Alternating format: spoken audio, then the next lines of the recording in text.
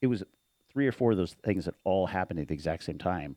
And, our generation has never seen this type of inflation. You had to go back to the 1970s when, none of us were really conscious at the time. All right, so predictions. This is always a fun part. So I went back, checked our last roundtable predictions. So we had David Lebovitz last time, market strategist. So again, this shows the uncertainty of the market. He's a strategist. He does this, for a living. He said, his prediction was one more rate hike and steeper yield curve inversion. So far, not that it can't happen, but we haven't had the rate hike he talked about in January or February. We didn't get it. We really don't have steeper yield curve inversion. We have basically about the same. It's really a lot flatter. One thing I'll mention on that too. I mean, David's a great guy, very sharp, very intelligent, but it shows how hard predicting markets can be. And so that's where I kind of remind our clients too. Anytime I get a phone call that says, I heard on TV that they said. Who's they? They said the market's going up. What did they say last time? They said rates are going down. They said this. They said that. They are guessing. You know, and so take it not literal. Yeah. Because even the experts that we have on can't always get it right either. And so it kind of goes back to Kyle's story of just kind of going for the long term and not trying to pick this thing by the moment. But we'll go with our newest predictions. So let me read the lower experts' predictions. That's us. Jason said rates higher for longer, price pressure on tech stocks. Kyle, value coming back, fixed income strong. I said no rate cuts in 2024, which is obviously we're not through 2024, but that's a long good. Yeah, it's looking good so far. And Chris said value over growth, lower mortgage rates. I did look up the value thing. So value did start out pretty good in November, December. Growth, NVIDIA lately. So growth has done a little bit better than value, but they're pretty close actually from the last roundtable. And I think too, with value, it's clawed back and performed, or at least participated more than did the first half of last year, right? Yeah. So I mean, obviously, growth is still stronger and outperforming now. But Do you remember the date of our last roundtable? I think it was 16th. November 16th. Yeah. So yeah, I said it was pretty close with value and growth. Just All right, what do you got, Jason? I mean, I'm still sticking with it. I think rates are going to stay here. I think with the amount of money that this country printed during COVID, and as fast as they increased the money supply, we've got these higher rates. I don't think they're going to cut. I kind of lean with Adam on this. I don't know if it'll be no rate cuts, but I think it'll be less rate cuts than what's expected. And even though we haven't seen it here recently, a lot of the, in my opinion, a lot of the growth that we've seen in tech stocks, obviously they're riding the AI wave, but a lot of that is the anticipation of rate cuts, cheaper money to borrow, things like that. And if we don't get that cut or cuts plural, then I think we will see some pressure on tech. And so I still, that's why, that's kind of piggybacked into value stocks too, and safer investments. I'm anticipating more volatility this year. We're going to get obviously more calls, and the next podcast will probably be about election, and everyone's, it's on front of brain and geopolitical events and things like that. So it wouldn't surprise me if we have some volatility. Doesn't mean things are broken. It just is, it's normal. So that's where I'm going. Rates higher, maybe a little tech pressure, and maybe some volatility. So not higher. If I'm always wrong, then that means things are going to go not straight wrong, up. You're just early. I feel like I've heard this strategy before. I have definitely heard this strategy. Not wrong, just early. So buy NVIDIA. Don't, All right, Kyle, don't you're say up. that. I think I'm going to stick with a couple. I still think value is going to have a turnaround. Will it catch growth? I don't know, but I think the delta, the difference between growth and value will get narrower. I think it'll participate more in the market this year. It won't be this, growth 30, value 10. I think it'll have a better participation in it.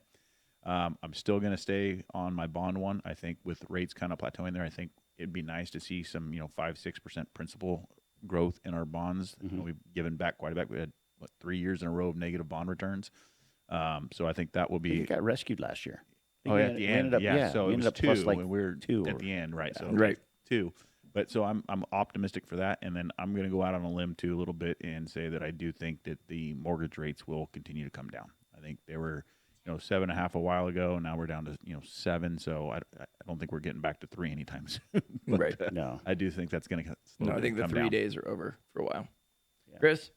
So I obviously missed on value over growth. But not bad, though. It was but- close. Yeah, it was close, but lower mortgage rates, and I think they'll continue to come down. And the people we talk to in the mortgage world, they think they're going to continue to come down. You get 10 years rate. if you just watch a 10-year Treasury, that'll give you a pretty good barometer for what's going to happen. And it's down from right around 5 to heading towards 4. And that's, for home buyers, it's a good thing. That's a super good thing. So, yeah, I don't have anything really exciting to add to that. I mean, I think growth is probably in for a break, but they don't seem to be breaking anytime soon. So, which is fine too. Yeah. So we got like pulling at two forces, right? You keep having this, we're going to have to cut rates eventually. I'm not really sure why, other than, the market has expected lower rates because it's had them for so long. And inflation just doesn't seem to want to get back down below 3. And I know the Fed's really stuck on inflation. The jobs reports come out, everything, data looks strong for the economy. Not that it's the best it's ever been, but it's just not faltering like it needs to. So I still think, I don't want to hedge on it. I still think no rate cuts in 2024. Maybe they do one just because they feel like it's election year. They feel like they have to, but I just don't see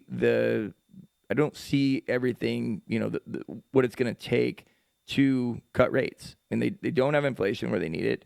The economy's not struggling. Markets are not struggling.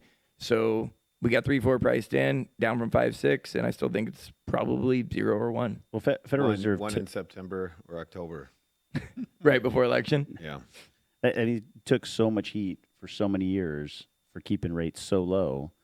And one of the big arguments was, well, there's no arrows in the quiver. If things get bad, what else are they supposed to do? And if things break down, they got plenty of powder now, and they can really affect rates in a big way. So it's hard to go from 0 to -2 or -3. It happens every once in a while. There's plenty of cases for it, but not here. And again, you don't want that world. You don't want well, the that's the world where thing, negative right? rates. We're all waiting for this rate cut, but usually when they're cutting rates, it's because something's wrong, something's bad. Yeah. We're in Exactly. recession. Things are nasty. We'll have to have another strategist too, an economist, come on and talk about the way they've changed monetary standards, monetary supply from the scarce reserve policy. That sounds really exciting. Yeah, I know. But I'm busy on Exhilarating. that one. but it's interesting because it used to be a different model with a scarce reserve standard, and now it's an abundant reserve standard. And again, these are all jargon terms. M2 money supply, and how that's driven inflation a I lot. just fell asleep. I know. God. Close to the mic and snoring. It's not good. But it's a big driver of inflation. Again, whatever these terms are, and how boring it gets.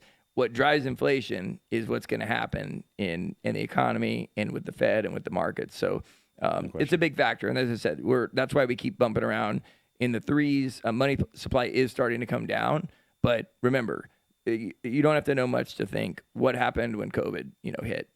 Give people money, PPP loans, all these things. That's your money supply. And I think it increased by 60% or that's some the thing. huge number. That's the thing. I think when you get some more time away from this and you get 5-10 years out and you look back and go, why do we have so much inflation? It wasn't just a money print thing. It was a scarcity issue also. Right. I mean, we could not get goods and services shipped here. Well, we hit both, right? And pent up demand, right? Being stuck home for periods of time. We get a giant boat stuck in the Suez Canal that screws everything up. And now we got stuff happening over there again where you have the potential to screw up shipping lanes. And so a lot of people are concerned about a lot of those different issues. And it's not just, somebody hit the it was 3 or 4 of those things that all happened at the exact same time. And, our generation has never seen this type of inflation. You had to go back to the 1970s when, none of us were really conscious at the time. And so it's interesting to see how people react to it now, because not a lot of people are decent historians, especially looking at, economics going back very far. They think they are, but, and it's different when you live through it. Recency bias. Yeah, there's no question. No question at all.